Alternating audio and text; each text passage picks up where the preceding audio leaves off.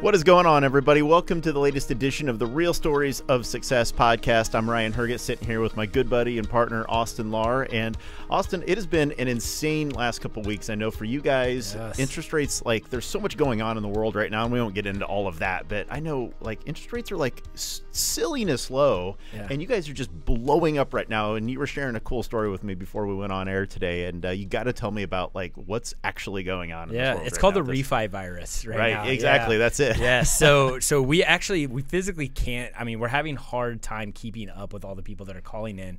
They want to refinance, which is a great problem to have. There's two types of stress in this industry. There's the I've got too many deals coming in. There's the I don't have enough deals coming in, and I will take number one over number two every day of the week, obviously. Right? But I did find it pretty funny. We had a buyer call in yesterday that they had called to their local bank, and their bank told them to call back in a week and a half because they couldn't get to their purchase business. And we said, oh my gosh, are you kidding me? Come over here. We'll take care of you. Yes. It doesn't matter how many hours in the day we got to work to do this, but yeah, it was it's a very, very good problem to have, but we hope it continues for a while. Well, and it's exciting too, I think, because I mean, right now interest rates literally have gotten so low, and we've been talking about this. I mean, this is not a new conversation. Rates have been good for a long time right now, but so many people are in such a good spot from an equity position standpoint, especially here in Central Indiana and in many areas around the country, of course, where they've got all this equity in their house, and money is so cheap to go take that equity and go buy the next house that they want. Right. And quite frankly, their payment's not much, if not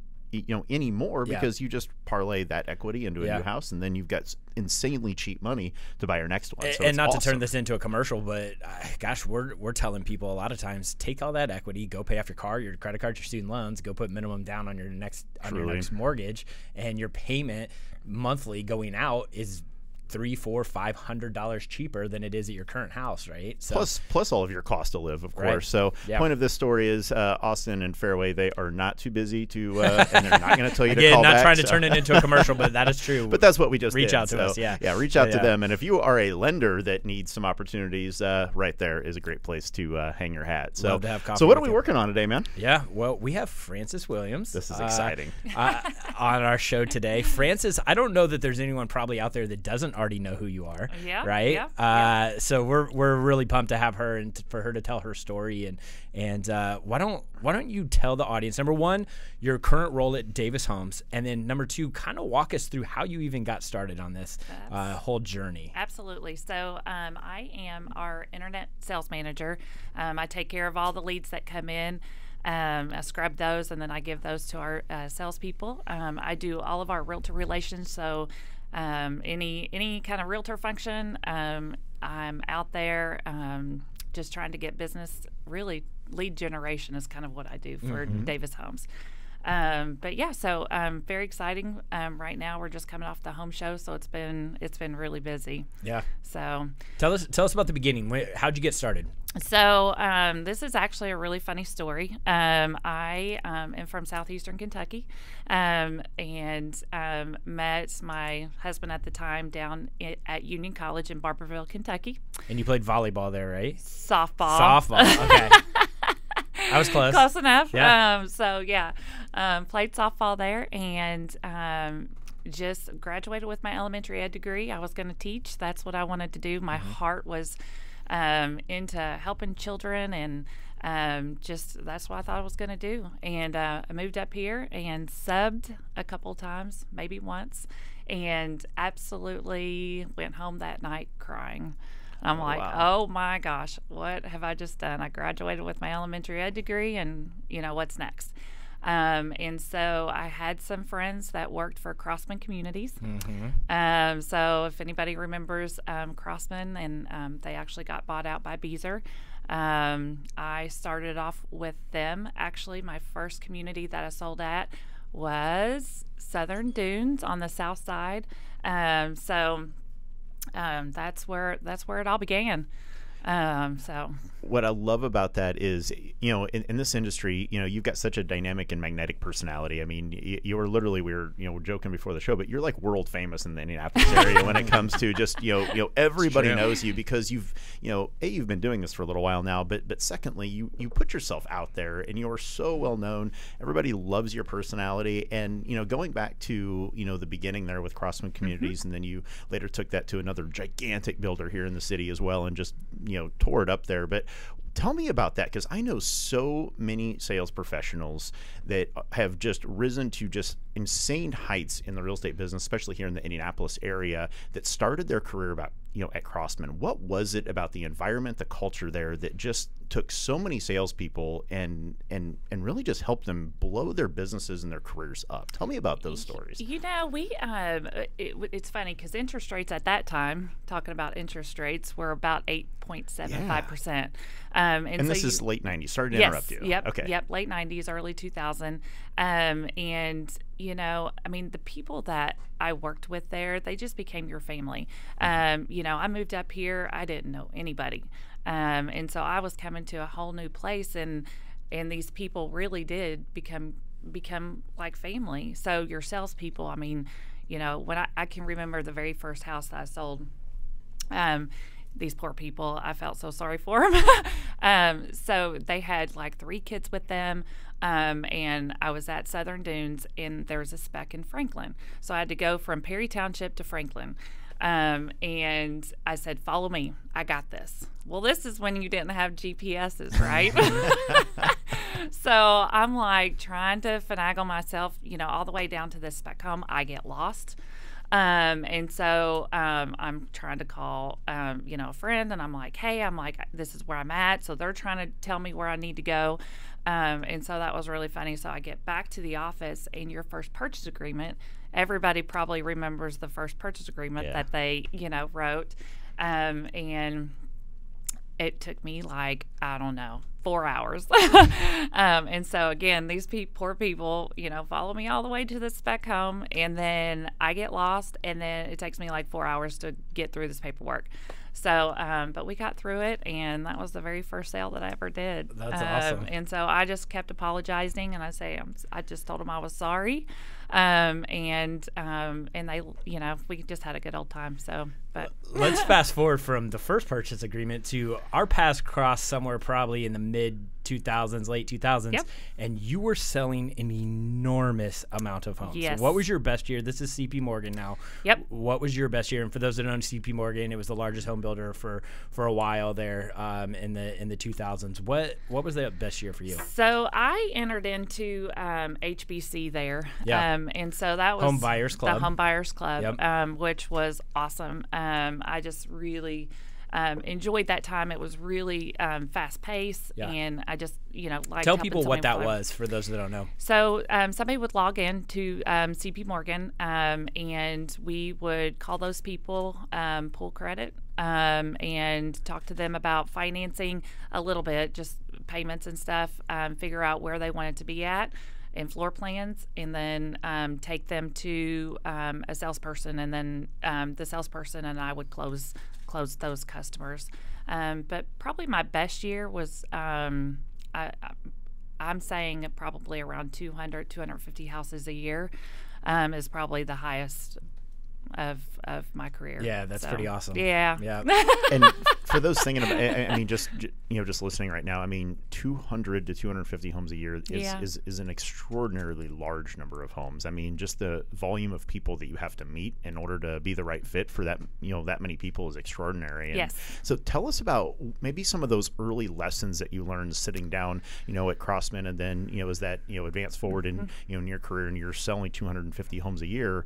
What were some of the things that allowed you to do that? Because that's not something you just wake up and you just start doing, and you don't just show up and that just falls in your lap. So tell me about maybe some of the habits, the daily disciplines that you had in place that allowed you to achieve success at that level, because that's truly extraordinary by any standard. So communication probably is the number one thing, obviously. If somebody called me, reached out to me, emailed me, I was Johnny on the spot on getting back to them. Starting early and staying late. Which, I can say that now. Sometimes you not. I mean, not that I don't do that now, but you go through cycles of life where now they're my kids are really really important and at ages right now where they really need me. So you have to learn how to balance that out. And really set your schedule up. That's probably the biggest thing, because it will take over if you don't set those parameters. Yeah, so hard work and time blocking. So Yep. things we've talked about quite a bit on this show, right? Yeah. Yeah. So I want to kind of switch gears a little bit, and I know that a lot of your job is being a liaison to the realtor community, and you've been on both sides, Yep. right? Talk about that. How cool is that, and how much fun is that you get to attend these events and be the face for Davis? And, Yes. yeah. So for a couple of years, I stepped out of the builder role, and I was a manager over at Carpenter for a couple of years, and that's right before I started with Brad Davis over at Davis Homes, and that was really good for me to see what realtors go through on a daily basis. It's not easy. What they do is not easy. From inspections to just feeling like you need to know everything about a house. And I can remember one of my direct managers, I was kind of freaking out about a deal on an existing side, and he's like, Francess, John Breck, a lot of people know John Breck. He's like, Francess, you don't need to be the expert on everything. You need to know how to connect people to that issue. And I'm like, that makes so much sense. So that took a lot of pressure off of me to be like, okay, I don't need to know everything about mold. Right. Or I don't need to know everything about, crawl spaces. I just need to know who knows about mold or who knows about crawl spaces, and be able to connect those people with that. But then when Brad did come to me and asked me if I was interested in being the director of sales, I was just excited to get back into new home construction because that's where my heart is. And so for that opportunity to come up, it was just perfect timing. So There's a couple things you just said there that I'd kind of like to deep dive into a little bit. You said that when you got in, you went from selling new homes to making a transition into general real estate at that point, and it's like, oh my gosh, these people are maybe a little bit crazy because there's so many moving parts there. But Yes. what surprised you the most making a transition? Maybe for somebody that's maybe considering that that same type of transition, what surprised you the most when you went from new homes to general real estate, where new homes can certainly be a part of it, but not the entire piece of it? Tell me about that. So again, timing. Your day looks a lot different. You have to be self-motivated, and for those people who struggle with trying to stay focused and trying to you are your own boss in real estate, and if you don't have your schedule set up, then you're not going to succeed. And so I found that I was more of that high volume, I just needed to go. That's my personality. And so it was a little bit harder for me to, sit back, and you have to, go out and farm your own leads, which is a little bit different in the building industry because the builder brings you leads.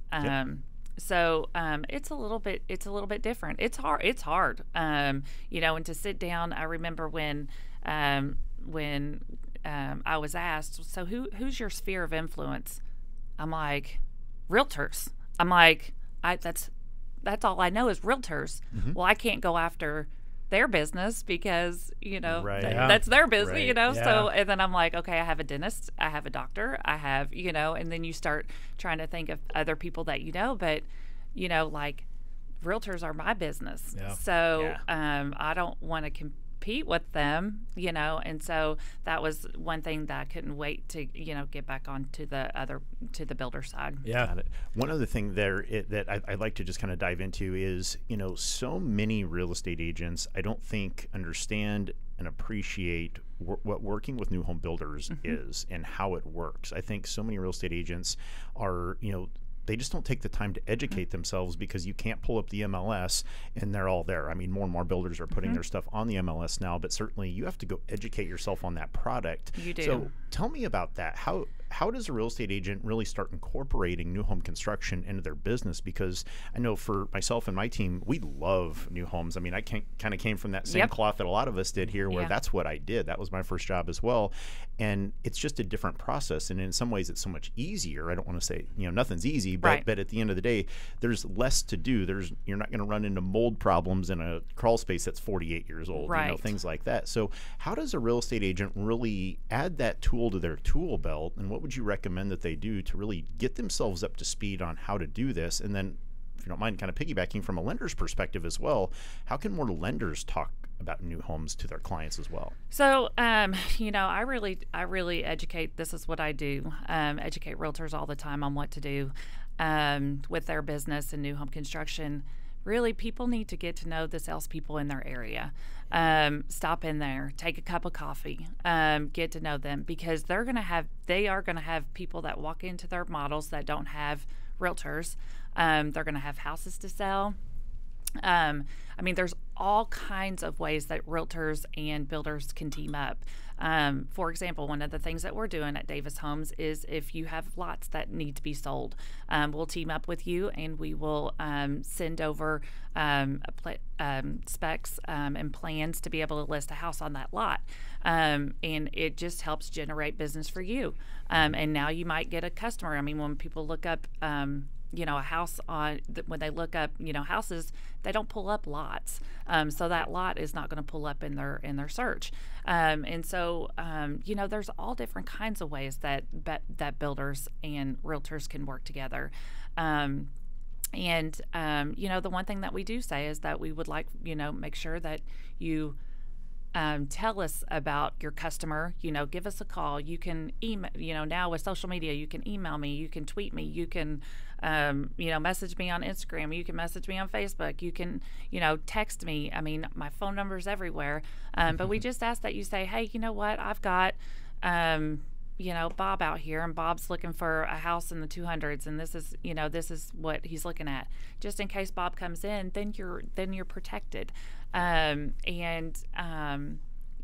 far as the lenders go, new homes really do help a group of people out there who don't have a lot of money. Let's just say somebody, wants, a house that's $200,000, and it has to have new carpet and new paint and a new air conditioner. Well, some people don't have that.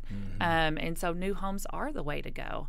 And so it's not that scary. We're not that scary. We're actually really nice people who will take really great care of your customer, because at the end of the day, we have the same goal. We want to take care of you, and we want to take care of your customer. And we want you to be able to bring us back business again. To go out and generate business and to keep generating and generating and generating doesn't make any sense. But if we have a relationship together and you bring me 2 or 3 buyers a year, I'm happy with that. That's exciting for me. Yeah. I would also give a piece of advice to the lenders out there. Align yourself with some really good builders, and have that conversation with your pre-approved buyers up front. We all have those pre-approved buyers that are around for 6-9 months. And if you're having that builder conversation up front and kind of pushing them to what's in their area and making that introduction, maybe that cuts that 9 months into 3 months or whatever. And you made a really good point. A big struggle for us a lot of times is, where's that buyer going to come up with down payment? Well, they have time to save. They have time to save. They have time to save Absolutely. with new construction. So that's a huge piece too. They don't need that up front. Yeah. So I want to shift gears a little bit, and we were kind of talking about this offline. I am so jealous of not only Ryan's but your social media presence. Give us, and we do talk a lot about social media on this program, but I want to point out to everybody that Francess is different. She is engaging in so many things out there on social media, and if you're not her friend, go be her friend. Be my friend. Be her friend on all of the platforms. But kind of talk us about your strategy, right? What is it that you're doing social media wise? And when I look at your just random posts about kids, whatever, there's 200 likes on there, right? So kind of walk us through that. The one thing about social media is being real. And so, I'll post some, crazy pictures or whatever. But I think that, it's not just about the houses. Yes, we have a great product. Yes, that makes it easy to be able to post things when you have a great product. But it's just being real. But I will say the one thing that we kind of talked a little bit about this. It's just engaging back and forth, which I enjoy that. I like to see what people are doing, and I like being able to engage with them. But the newest thing that I started was the Instagram. So I went to like zero followers to 1,300 in about 3 weeks. Oh my gosh. And so, my daughter and I were talking, she's like, I've been doing this for like 10 years and, you're almost catching me. And I'm like, so we talked a little bit about that, but it's that the age groups of, 20 to 40. And I wasn't hitting those people. And so as I've been out at Realtor offices and Realtor events, the amount of people that come up to me and go, I follow you on Instagram, that's new for me. So, I'm like, oh, wow. I'm like, really? I'm like, you saw me on Instagram? I'm like, that's so cool. But I'm just hitting a different group of realtors right now. And these people want to come into our houses. They want to videotape our houses. They want to do social media. They want to show our product on their site. And so I'm all about it. Yeah, of course. I mean, that's been probably the biggest thing that I've changed over the last month or so, is just setting myself up on Instagram. You're Insta famous. I'm Insta famous, just like that, in 3 weeks. Tell us about that, because you said a word there that I think is so pivotal that a lot of people overlook when it comes to any type of social media platform, and that's actually engaging with people. It's a platform to put yourself in front of people, but at the same point, you've still got to communicate with those people. Yes. You can't just like look at me, look at me, look at me. Yes. It's about that engagement. What's that mean to you? Because I know that you do like to spend some time on it. So, I do. If you're talking to a real estate agent, you're talking to a lender that wants to maybe incorporate this as a piece of their business hub, if you will, how do they do that? Like, obviously not all of us want to spend 10 hours a day on social media platforms, but how do you kind of break that up into your day? And then what's your strategy to engage with people on there? So, the biggest thing, I'll scroll through pretty quickly, but if it looks like something that, other people are commenting on, then I'll comment on it too. I don't, I don't post anything about religion or politics or, I stay away from like that kind of stuff. But I don't know if somebody's dog died, I do. I say, oh, I'm so sorry about your dog. You just kind of have to be real about it. Yeah. And consistent.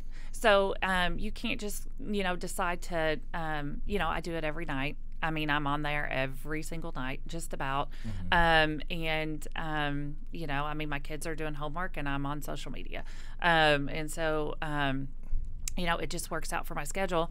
And then, and I'll do it during the day too. So if I've got, an hour here or an hour there, I'm not sitting and reading a book. I should do more of that. But that's listen to podcasts. Or listen to podcasts. I'm going to now start listening to podcasts. Yes. I don't do some, should I sit down and read a book? Probably. But I would rather be on social media and try to get more business. Definitely. I was at a conference this past week and I heard a really cool strategy. It is go look on Sunday night. She took every Sunday night and she would go to look to see whose birthdays were coming up. Oh, yeah. And then instead of waiting till that day, she sent them an instant message that she just copy and pasted. Every single one just said, happy birthday this week. I know a lot of people are going to be wishing you happy birthday. I wanted to be the first. And she said the response that she gets from doing something as simple as that takes her 2 hours on a Sunday is invaluable. So I do. I try to take a lot of selfies of people. Random. Just like, hey, let's just do a selfie. I see Lori Flynn is a frequent visitor of your selfies on there. Yeah, she is. But then when it becomes people's birthday, then I'm able to post a picture of the two of us. Cool. Right. That's neat. And so that is one thing that I try to do. But I wish I was a little bit more organized in my pictures. So last week I was really super excited about getting the new iPhone, but I had 20,000 pictures. And for those of you guys that are watching on YouTube, there's some selfies that are going to be up behind us. Yes. That's awesome. I absolutely love that. Is there anything else that you can think of, Francess? Because, again, as we kind of, jokingly said, but not jokingly, I mean, you are realtor famous in this community. I mean, you've made a career of just of being there for people, of always surrounding yourself with people and engaging with those people. Is there any advice that you would give to maybe somebody that's, just getting started with this journey, and how to do that, how to incorporate it into their day in order to get the same result that you have? So one of the other things that I've done recently is I am a part of Real, which is a real estate leadership class through MyBor, and I've also gotten really involved in the Southside MyBor, and then we've been sponsors at other sides of MyBors, but just really being connected to that group, I totally encourage it. They do some amazing things. They do all kinds of activities. The Realtor Foundation, raising money for the homeless. There's all different kinds of activities that they can get involved in. And so if you're new to the industry, I would totally 100% get connected with MyBor. That has changed my life, especially the last year. Cool.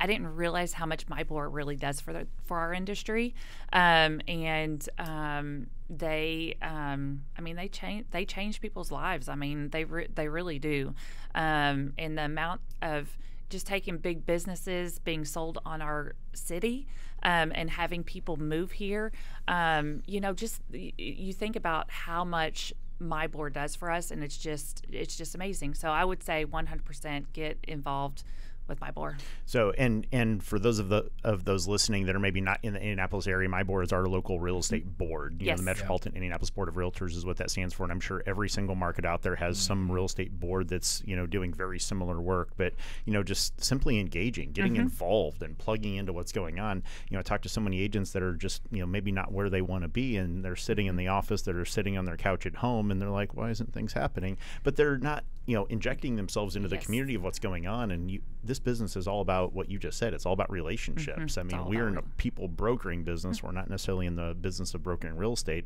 It's connecting people's needs and connecting them with people that can solve the problem that they have. Like you said a minute ago, you don't have to know the person that knows how to, you don't have to know how to fix mold yourself. You have to know somebody that knows how to do that, right? And just being able to connect with the right group of people is, being able to solve the problem for somebody. So that's fantastic. Thanks for sharing that. Network. Right? It is. Just get out there. Yeah. So I'm curious. So what is the future look like? What's 2020? What kind of goals do you have? What's past 2020? What's that look like for Francess and maybe Davis? Great question. We've got just a lot of stuff going on right now at Davis. We have become the #1 on your lot builder here in the state of Indiana. And so that has been a huge push for us. We do have some exciting new communities that will be coming up. We are constantly looking at different land opportunities. We've got one west, possibly. We've got one in Pike that is possibly coming soon. So just a lot. We've just got a lot going on. If people aren't familiar with the On Your Lot program, I would certainly reach out to us. We'll teach you all about it. But if somebody needs well and septic, we can do that. And there's a lot of builders out there that won't do that.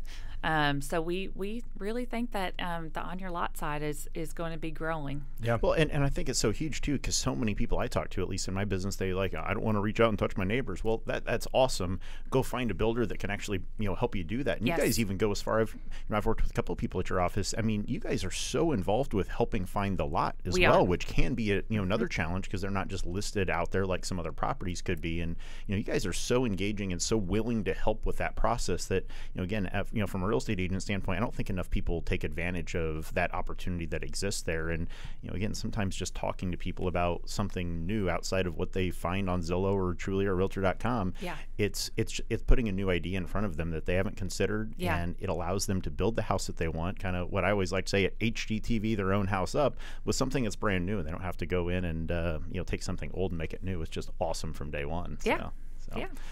How does somebody get a hold of you, Frances? You've been so awesome to talk to as always, and such a ray of sunshine in the morning. So we really appreciate you taking a few minutes to come in. How does somebody connect with you? Obviously on social media, but tell us about that. So my Instagram account is Francess Sells Houses. So that's pretty easy. And then davishomes.com. They can come to davishomes.com. My information is all over the website. So those two things. And then on Facebook, it'd be Frances Williams.